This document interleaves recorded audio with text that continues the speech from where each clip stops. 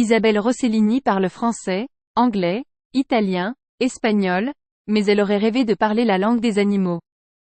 Parmi les décisions qu'elle a prises, celle de reprendre ses études d'éthologie à 55 ans a ouvert un nouveau chapitre dans sa vie, et elle a aussi fait des films sur les animaux, ce qui a refait décoller sa carrière. Aujourd'hui, entre autres, elle élève des animaux dans sa ferme. Isabelle Rossellini, il est temps maintenant d'accepter que les femmes vieillissent.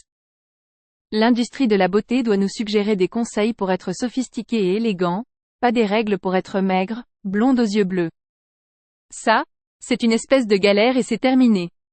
À 42 ans, la marque de maquillage avec laquelle je travaille a arrêté mon contrat. Mais elle m'a reprise à 63 ans. Je pense que c'est grâce à l'arrivée d'une femme à la tête de l'entreprise. Elle a contribué à élargir la notion de beauté. Avant elle, il y avait surtout des hommes, qui l'entendaient comme un instrument de la séduction. Mais nous ne nous maquillons pas pour cette raison, mais parce qu'on aime le faire. Sur le vieillissement, je me regarde parfois dans le miroir et je me dis, mon Dieu, c'est terrible, je dois faire tout de suite de la chirurgie plastique.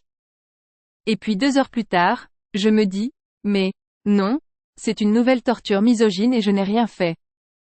Le musée du Louvre a choisi l'ex-mannequin et actrice comme marraine de son festival Naples dans le regard des cinéastes.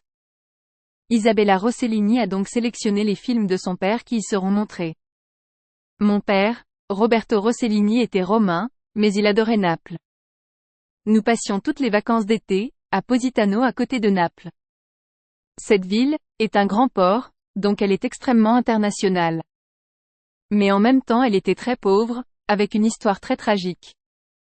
Grâce à un humour incroyable, les Napolitains ont eu le courage de survivre à toutes les choses difficiles qu'ils ont subies.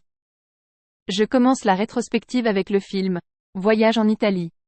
L'histoire de 2 anglo-saxonnes jouées par ma mère, Ingrid Bergman, et George Sanders, qui arrivent à Naples comme touristes, mais qui vont avoir une révélation de ce qu'est la vie. Naples offre ce miracle de faire comprendre l'histoire juste en se promenant dans les rues. Ce film a fasciné beaucoup de cinéastes.